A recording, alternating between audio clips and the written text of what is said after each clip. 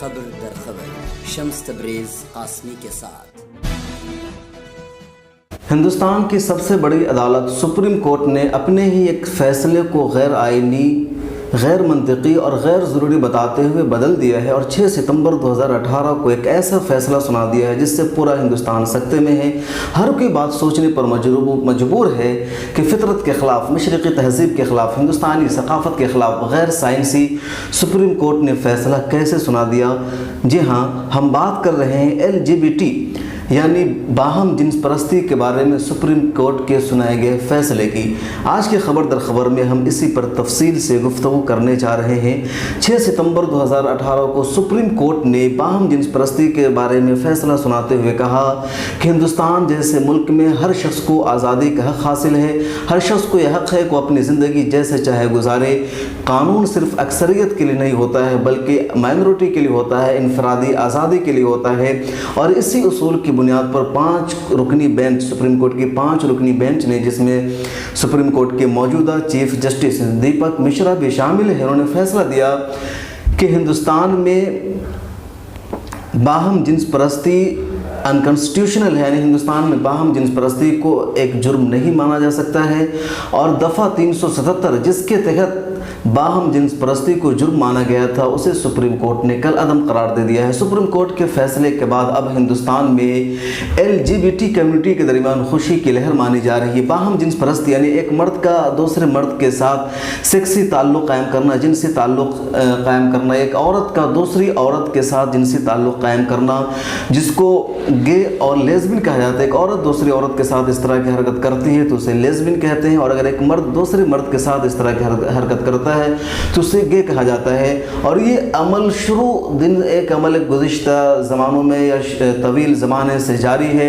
قوم لوط کی تاریخ سب کو معلوم ہے کہ جہاں باہم جنس پرستی اور لواطت کا عمل تھا، اور اسی بنیاد پر خدا تعالیٰ کا عذاب اس قوم پر نازل ہوا تھا، اور مختلف زمانوں میں مختلف قومیں اس طرح کے عذاب میں ملوث رہی ہے، انفرادی طور پر لوگ ملوث پائے گئے ہیں۔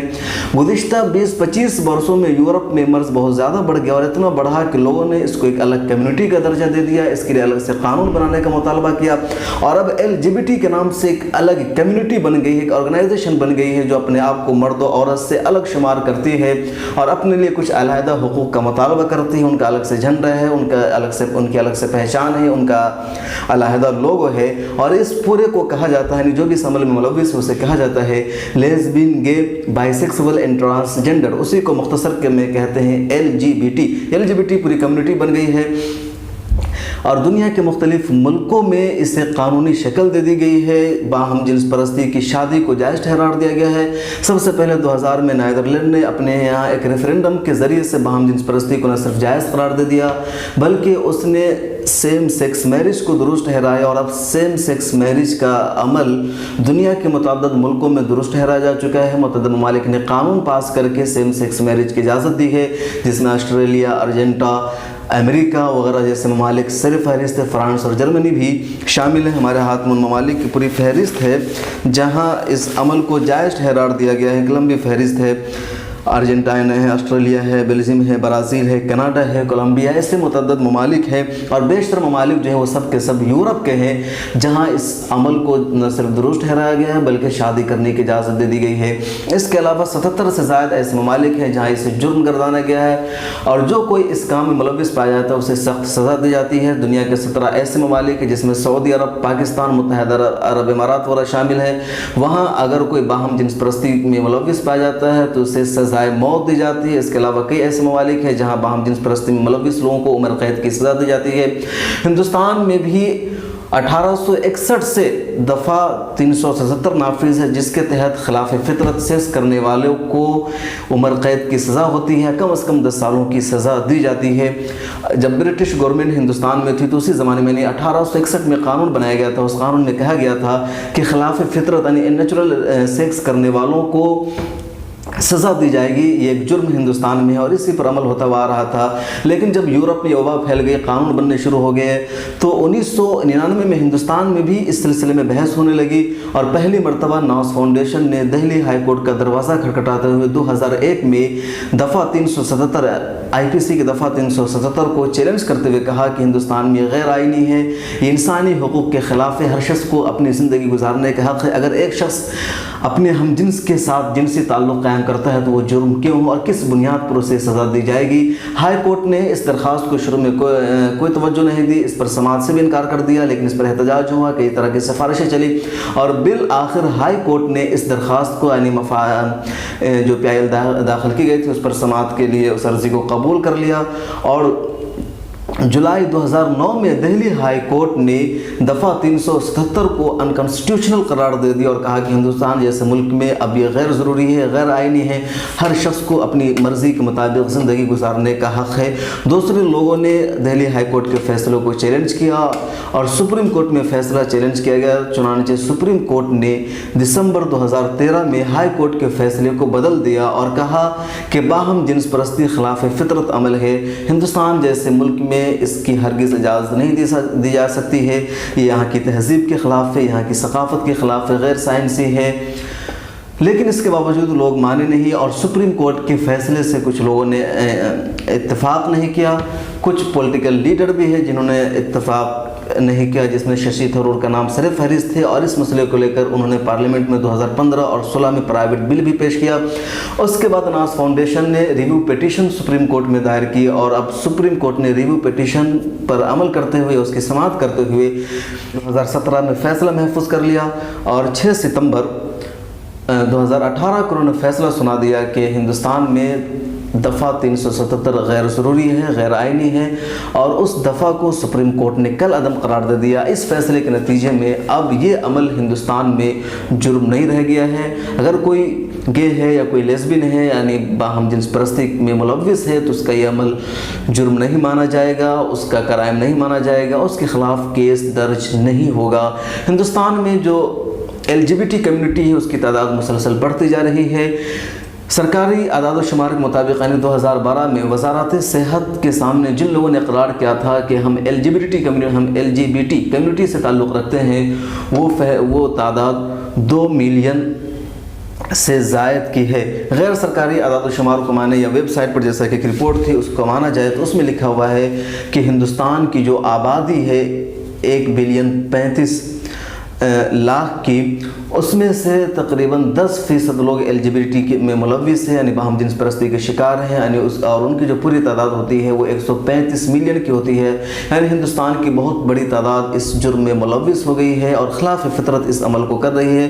چنانچہ سپریم کورٹ کا فیصلہ آنے کے بعد جو LGBT کمیونٹی ہے وہ جشن منا رہی ہے، وہ خوشی منا رہی ہے۔ کچھ لوگوں نے تو یہاں تک کہہ دیا ہے کہ ایک نیا ہندوستان بن گیا ہے، تاریخی فیصلہ ہو گیا ہے۔ جو اخبارات ہے انہوں نے بڑی بڑی خبریں لگائی ہیں، کئی صفحے اس سلسلے میں سیاہ کیے ہیں اور اس کو ایک تاریخی فیصلہ قرار دیا ہے، لیکن سوچنے کی بات کیا ہے کہ خلاف فطرت عمل کو جائز ٹھہرا کر کیا اسے تاریخی فیصلہ قرار دیا جا سکتا ہے؟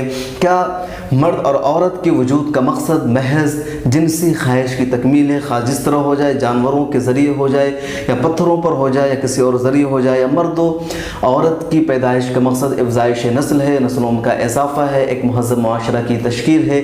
اس اصول پر غور کرنے کی بھی ضرورت ہے۔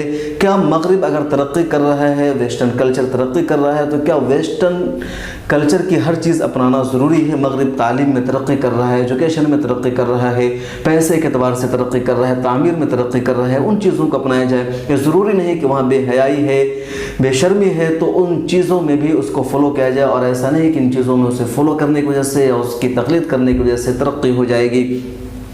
بہرحال یہ سپریم کورٹ کا فیصلہ ہے اور سپریم کورٹ کے فیصلے کے مطابق اگر کوئی شخص اس میں ملوث پایا جاتا ہے تب وہ قانونی دائرے میں نہیں آئے گا، اس کے خلاف کسی کو کیس دائر کرنے کا حق نہیں ہوگا۔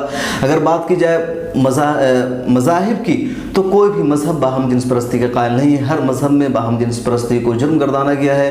یہ الگ بات ہے کہ عیسائیوں کا جو کیتھولک فرقہ ہے وہاں باہم جنس پرستی کے سب سے زیادہ واقعات پیش آتے ہیں اور پادری اس میں بے پناہ ملوث پائے جاتے ہیں. بڑی تعداد میں پادریوں کے خلاف کیس آ رہے ہیں کہ جو باہم جنس پرستی میں ملوث ہے. اس کے علاوہ بڑی بڑی یونیورسٹیز میں، تعلیمی ادارے میں اس طرح کے جرائم پائے جاتے ہیں اور اس کے خلاف سزا ہونی چاہیے، لیکن سپریم کورٹ نے ابھی اسے جائز ہی ایک طرح سے ٹھہرا دیا ہے. لیکن اس کے باوجود بھی سماجی سطح پر اسے بہتر نہیں کہا جا سکتا ہے. اسلام شروع سے اس کے خلاف رہا ہے. اسلام میں ایسے عمل کی کوئی گنجائش نہیں ہے. ہندو پریشد نے بھی اس کی مذمت کی ہے، عیسائیوں نے بھی مذمت کی ہے، یعنی تمام کمیونٹیز نے، تمام مذاہب کے لوگوں نے اسے خلاف فطرت قرار دیا ہے، اس کی مذمت کی ہے. RSS جو پہلے اس کی مخالف تھی وہ اب اس کی مخالفت کھل کر کے نہیں کہہ رہی، اسے صرف خلاف فطرت بتا رہی ہے، جرم نہیں گردان رہی ہے. حالانکہ RSS پہلے دنوں میں یا پچھلے سالوں میں کھل کر اس کی مخالفت کر رہی تھی.